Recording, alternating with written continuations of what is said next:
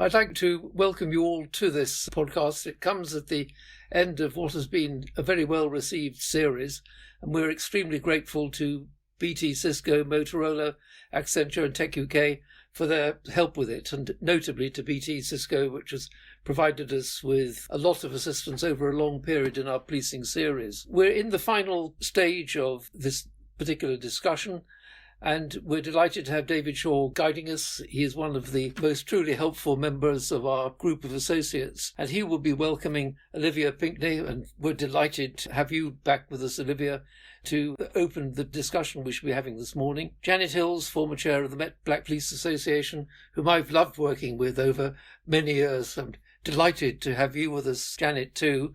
And then Martin Leven comes in from BT with his experience in the world of BT, and the technology input to our discussion today is going to be important.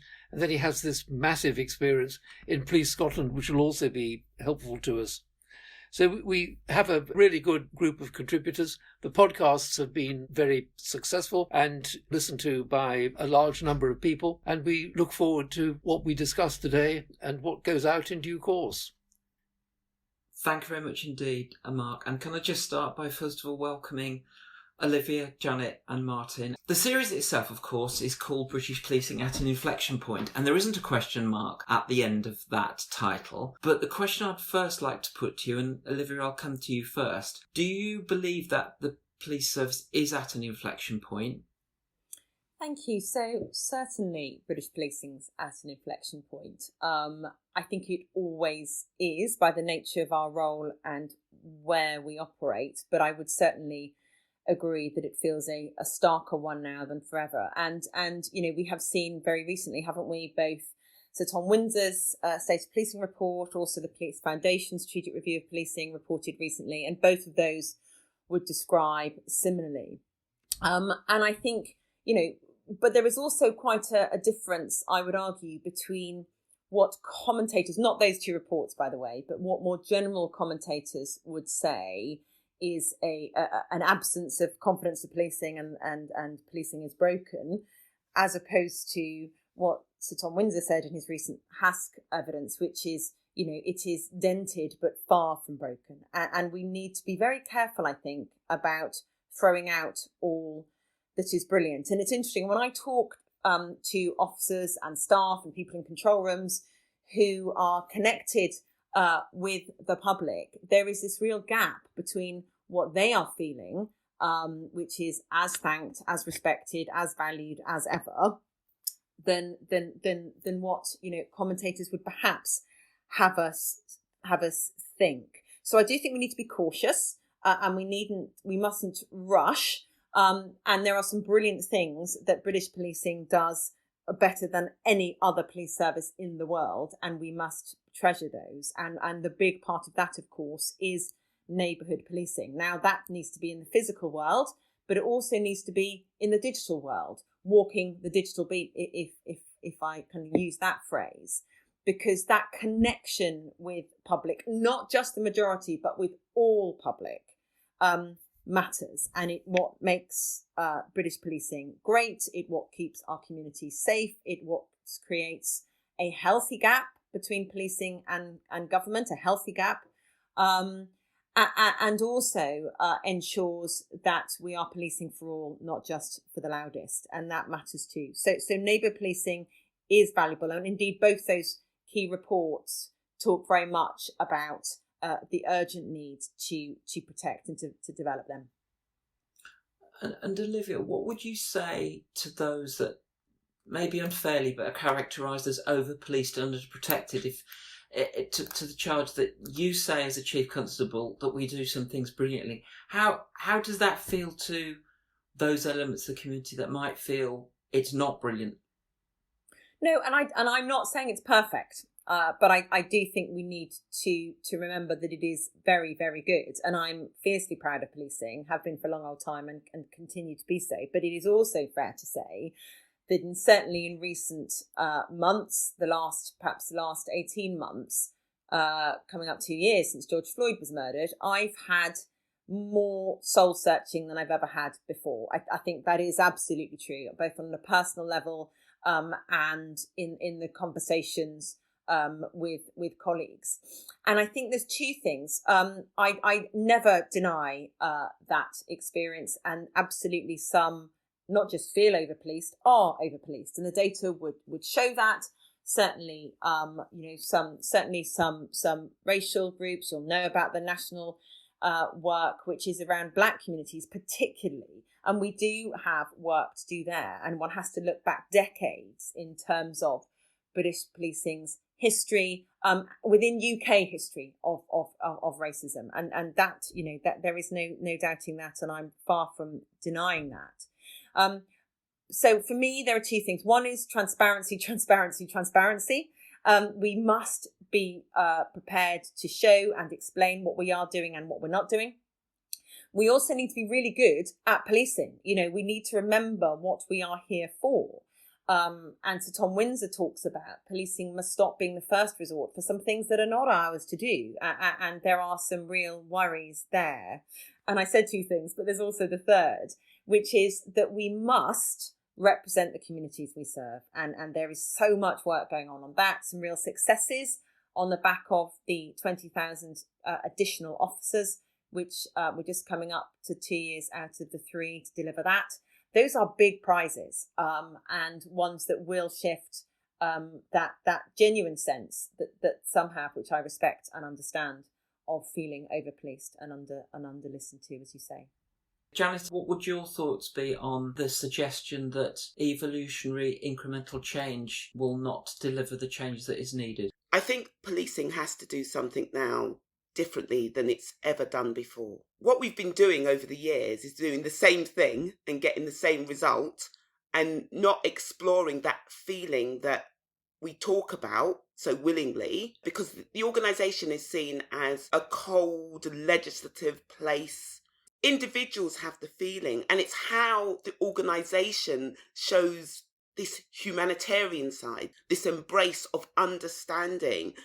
A lot of the issues what Olivia's talked about that happened around racism for decades. If the organisation wants to make a change, it has to address things that it's not addressed in our past, because that is the only way that will build trust and confidence for communities. There needs to be a point where communities feel that the organisation understands where it is they are coming from. I don't think communities really get the feeling that policing understands what they are feeling and their everyday lived experience. They need to do things differently, accept and understand what communities have been saying about the way in which they are policed. We talk about overpoliced, underprotected. Policing needs to understand that and then address it in terms of their policy. Martin, as an insider stroke outsider, what's your view on the charge that evolutionary incremental change isn't going to be enough at this point? I would take a view from a technologist viewpoint and how policing is operating in the UK at the moment. And I think the challenge we've had within policing, certainly in the last 10 odd years I've been involved in policing, is a complete difference in approach to change in every single corner of the country. Forces do things independently. Forces do things per local strategy.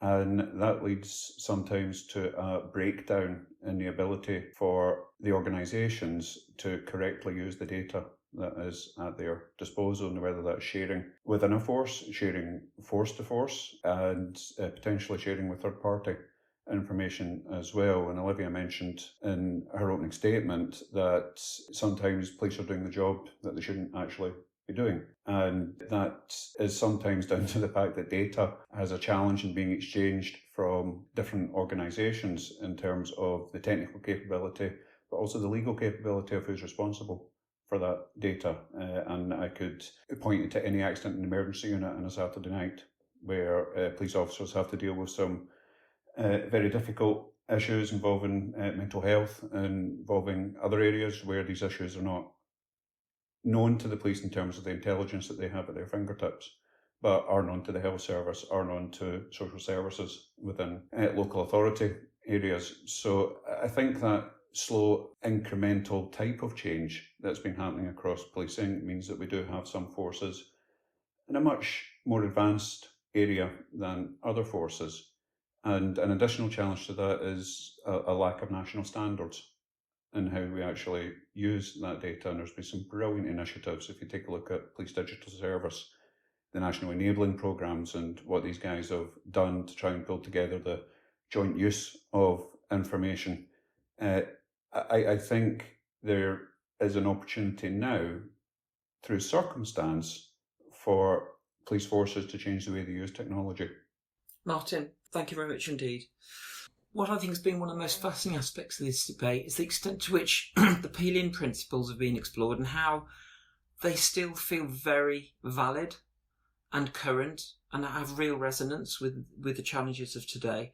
And of course, they're all important, but probably one of the most important is the need to build public trust and ensure equality of treatment. Yet some of the incidents we've seen since this series have begun, involving Charing Cross Police Station and other incidents, have brought into mind whether that is being delivered by policing. Question I'd like to ask each of you, and ask Janet, I'd like to come to you first. What do you think the role is or should be of data digital technology in trying to ensure that equality of treatment and public trust is at the forefront of policing? So it's very much around the role of data and technology in that sphere. We know where technology is going, and the police have to get on board that. But they also have to ensure, as I spoke about before, around the trust and confidence. That is the key thing for Black communities, that there is that trust and confidence. We know that police have to advance. They have to keep up with the times. A lot of that technology will come into policing and how policing places in the 21st century. But the key thing is, how do we bring our communities along on that journey, given that there are already serious trust and confidence issues within certain aspects of the community, in particular the Black community? So that was the key thing. That is the key thing for me, because, people would agree that policing needs to do its job. It needs to keep people safe, communities safe.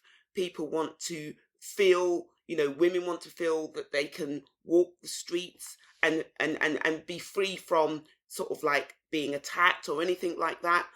And policing, in terms of its technology, needs to address those forward-facing issues that we know are coming, but they can't forget the issues that are already in existence for policing. So we know there's been a number of incidents over the last couple of years that have raised policing image around the world in terms of the way in which it's dealt with things. For me, that those issues need to be addressed.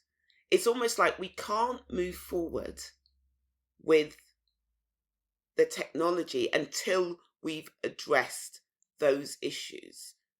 If Black communities feel that they don't trust the police enough around current technology, and in the Met we've had things like the gangs matrix, we've had the trial of facial recognition, where we've already seen that these things have impacted within the Black community around disproportionality. We know there's technology bias that is potentially built into the facial recognition.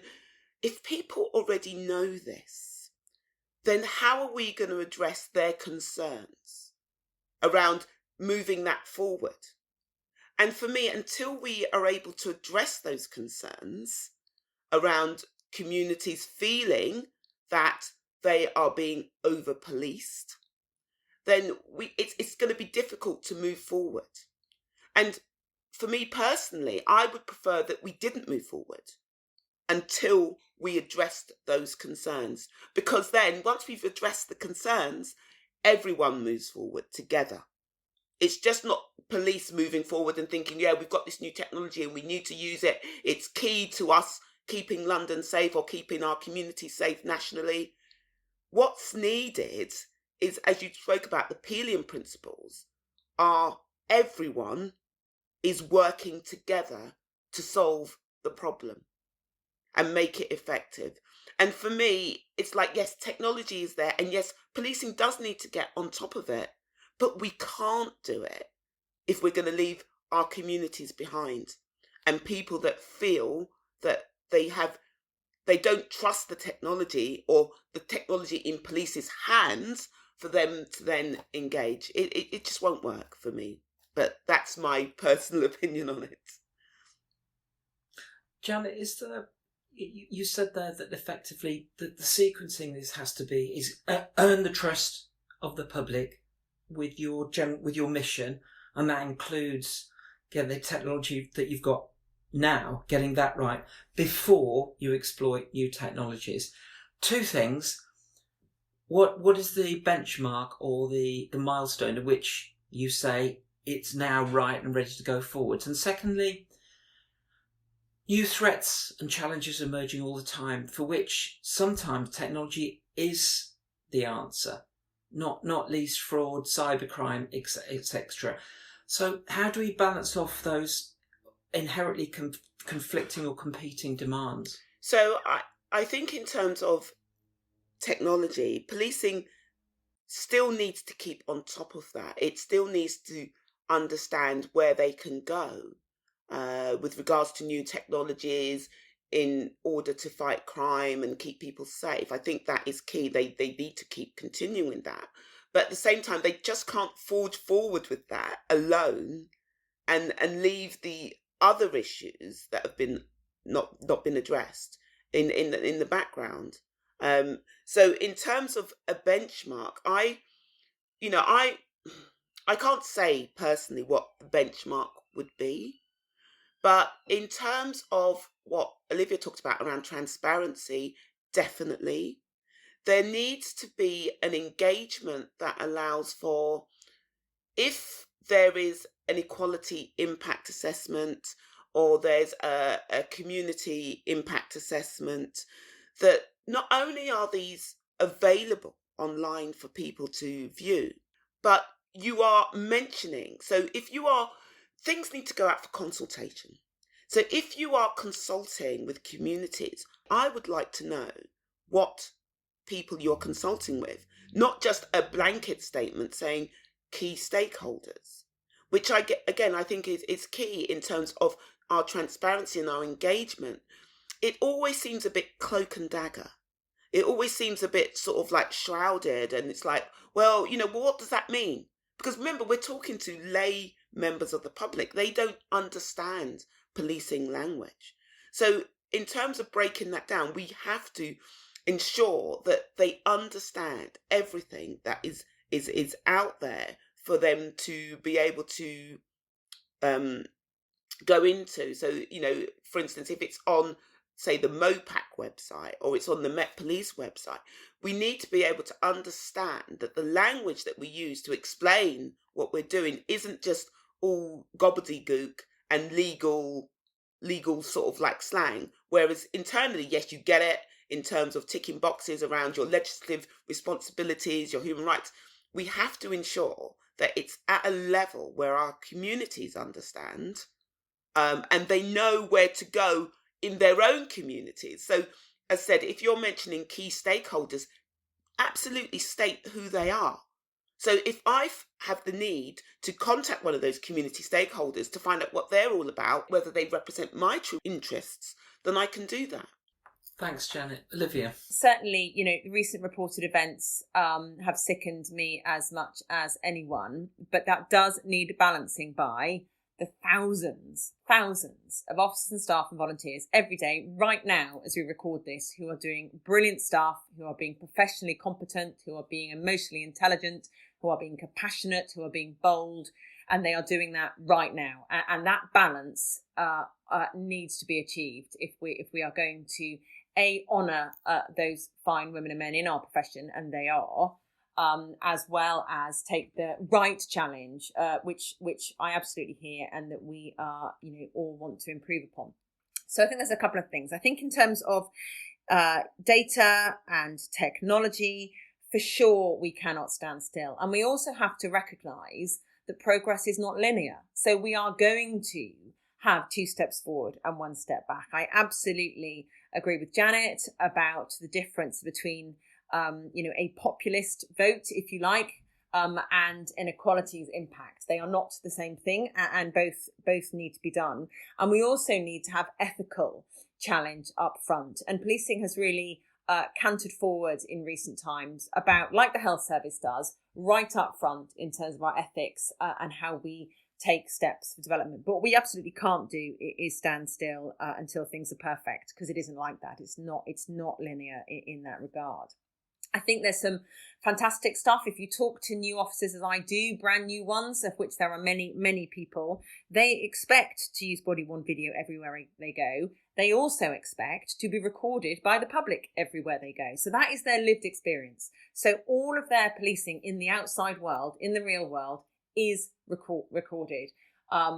And sometimes it's edited somewhat unhelpfully creatively, but actually in terms of transparency, that's brilliant. No other police service around the globe is as clear and as transparent as that. And sometimes that catches us absolutely doing stuff that appalls you and me.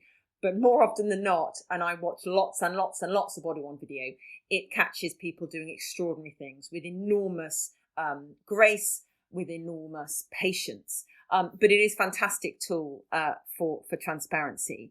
I think, our data can drive our explanations. So Janet's right to call out stop and search, road stops we're now creating data on. We don't have to by law, but we're doing it because it's the right thing to do. The use of artificial intelligence, the use of robotics, these are brilliant things, but they have to be held very lightly in our hands, and we need to approach them and then continually evolve our use of them, exactly as Janet is saying.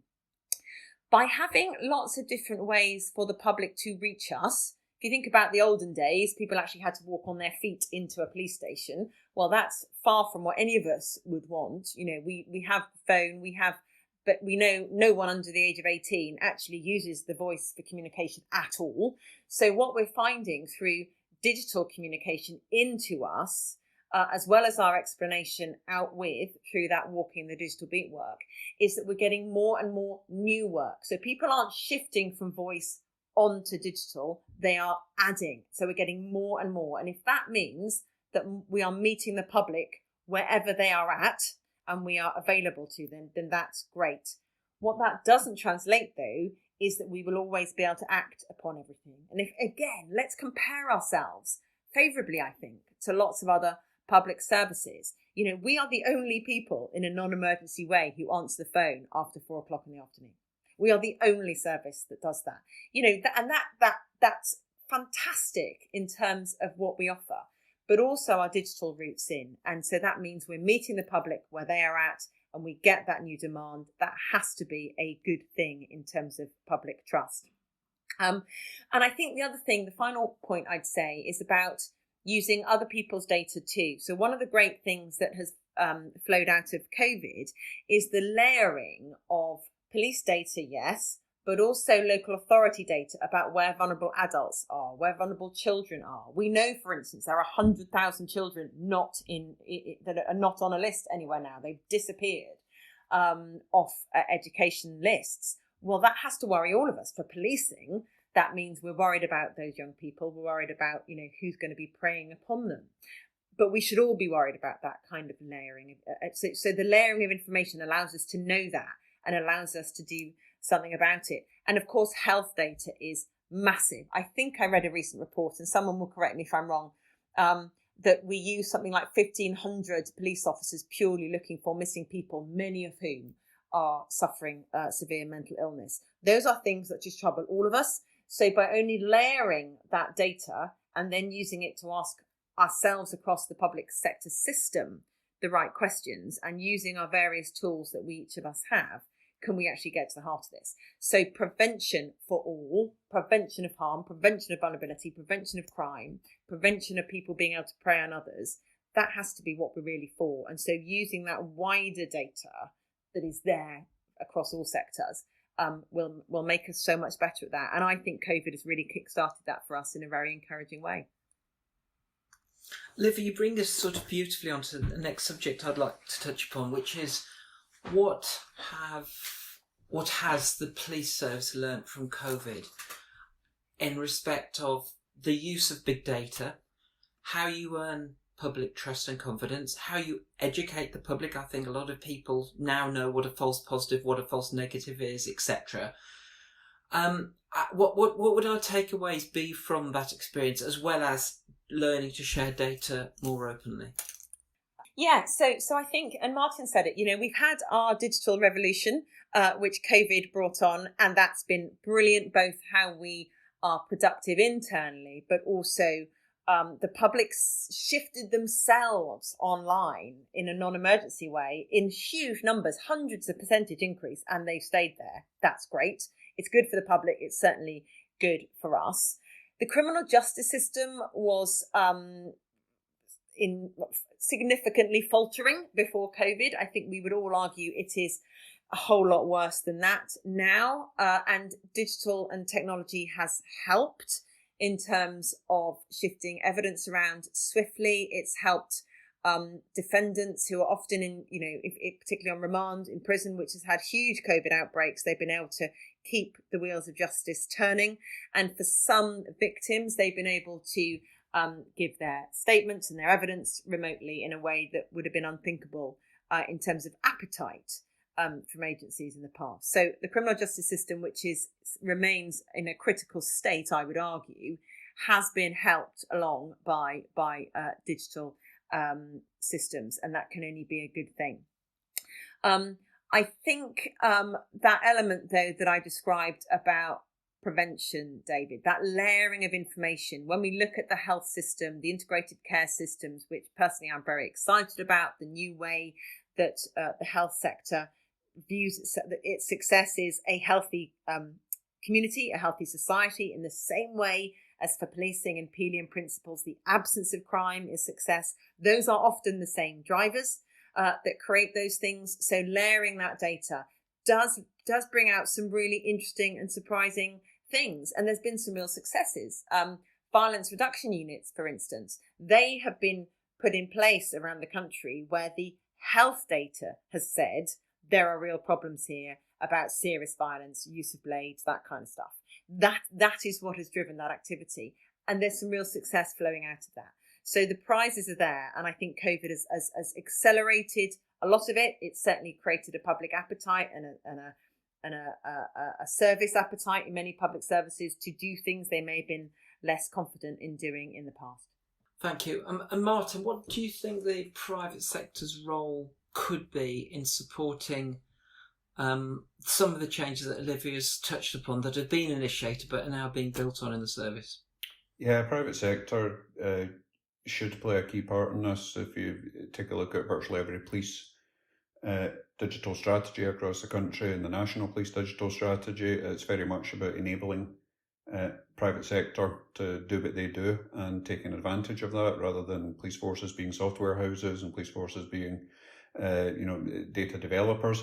And the private sector should absolutely play a key role in that. The experience that, obviously I work for British Telecom, but the experience right across the board has been one of collaboration throughout the pandemic period, and getting the police forces online, bringing them forward, and doing things that I think Olivia would agree if someone had approached her as Chief Constable 3 years ago and said, our plan is to move everything into the Microsoft cloud in terms of our back office communication. That would probably have had to go through multiple committees. It would probably have to go through financial approval, risk assessment, impact assessment, everything that comes along with it. And then the technology that would come out the other end would probably have been a bit out of date by the time it was launched. The pandemic really gave everyone the kick, and you saw tremendous collaboration across the private sector as well. So we as an organisation were working with companies that are traditionally our rivals in the marketplace to ensure we got the police forces online and got them able to work, as we did with the health services, as we did with local authorities, and bring these things forward. And that's certainly shown a lesson in how private sector should be behaving and should be operating and working closer together. BT's buzzline at the moment is we connect for good, and that is very much the principle that we operate to, and in fairness, our rivals are operating to as well in the marketplace.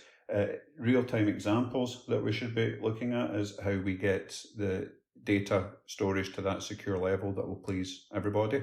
So to the standards that are required in terms of vetted staff, in terms of secure data facilities, in terms of securing the connectivity to the public cloud for connectivity with the public and the citizen.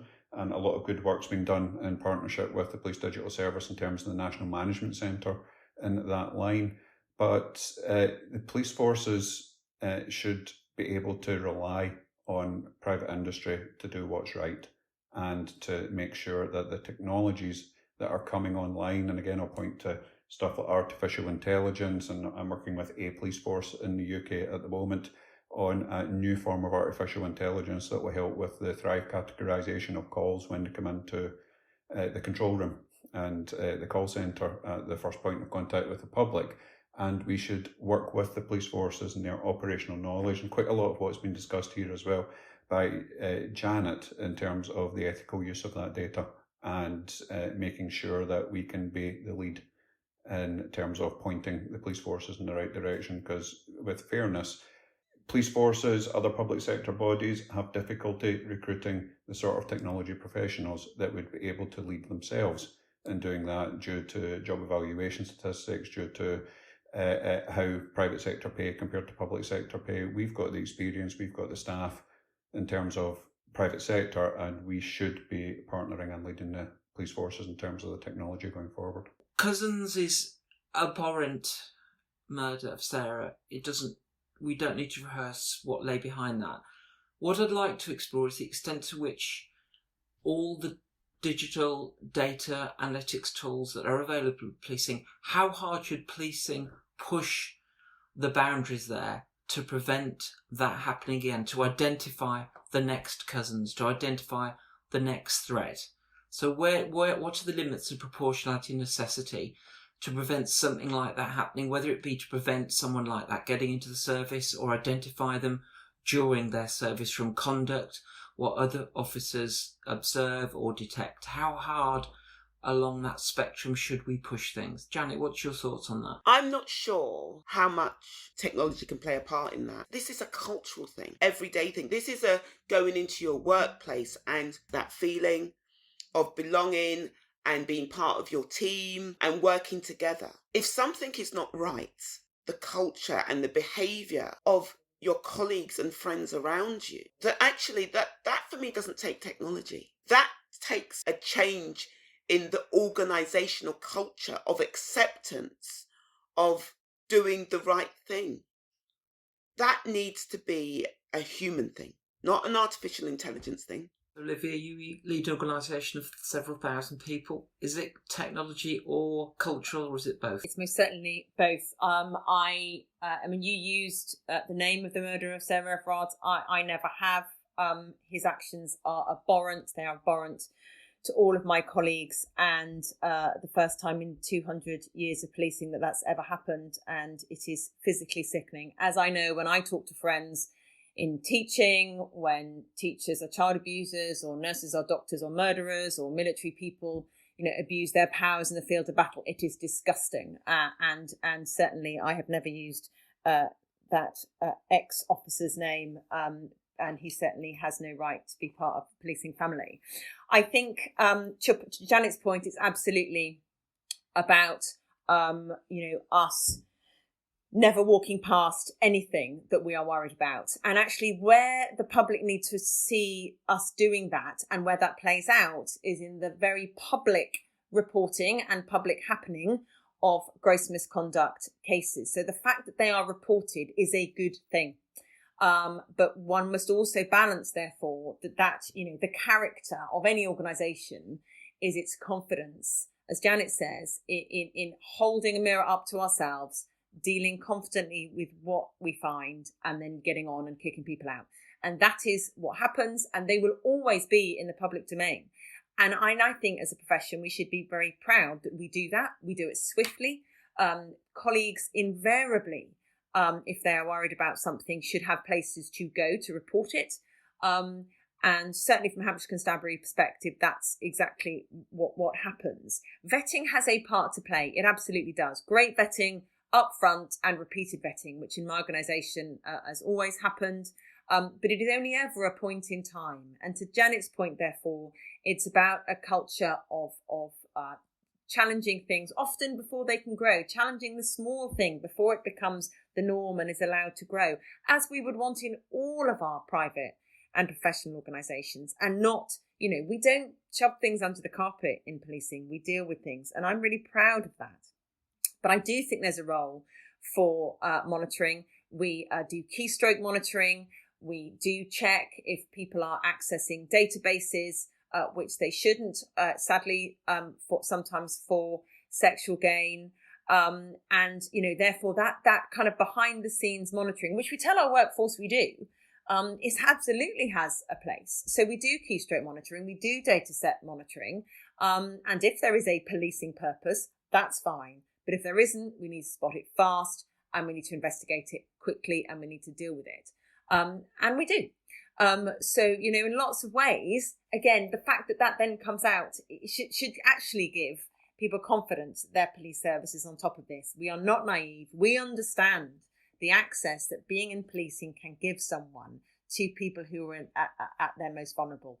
Many professions have that access too. We do have, as Janet said, 40% of us are women. Most men, the vast majority of men are upstanders, not just bystanders. So we are a profession who gets the risk that comes with the access that we have, as should every public sector that has that kind of access to people who are really in need. Thank you. A lot of my questions have been directed to you as leaders individually and collectively. I want to take it right down to the operational sharp end now. So if the theme about this series has been around appealing principles and delivering better policing, what would you want to see in the hands of the women and the men on the front line? Either equipment or information or data, whatever it is, what would you want to see in the next 3 to 5 years that could really change the narrative around policing that we've been discussing over the last 3 or 4 months with this series? So I'll come to you, Martin, first, as someone who might be part of helping that be delivered. I think every frontline officer and member of staff in the country would like access to the full information, the ability to process that information, and the ability to share that information regardless of their location when they're out on the job. It's a very quick answer, but ultimately I think that's what's needed in order to move the police service forward. There are challenges in doing that. These challenges are being overcome at the moment. The Emergency Services Network will make a great difference to the way data can be communicated to frontline officers, but we should have that facility for every officer in the country. We can talk about wearables, we can talk about other types of technology and the methods of technology we can use to get that information to the cops, whether it's edge technology, bringing in what 5G is going to be able to enable in terms of latency-free high bandwidth data technology as well. But ultimately, if a cop goes to an incident, they should be fully aware of what they're walking into, and that's where we should be aiming. You sound like you could be involved in the National Law Enforcement Database Programme, because I think that's what they're trying to deliver. Thank you, Martin. Janet, Olivia probably going to want to hit me here, but Janet, you've probably been operational more recently, certainly than I have, maybe even more than Olivia. What would you want your former colleagues to have access to, either physically or in virtual world? London itself is such a diverse city. It attracts people from all over the world. And in terms of its police service and the officers and staff that work within it, they're from all over the UK and abroad as well. So it's really, really diverse. What I would want officers to know, a bit like Martin, is understanding those communities. So whenever I travel abroad, the first thing I will do, if my data allows me, is I will go onto Google to find out, all right, what's this all about and where we are. Or you go on a bus tour to find out about the information. Because we have so many people all around the world to work in the Metropolitan Police Service, work in London, where is the archiving of the community engagement?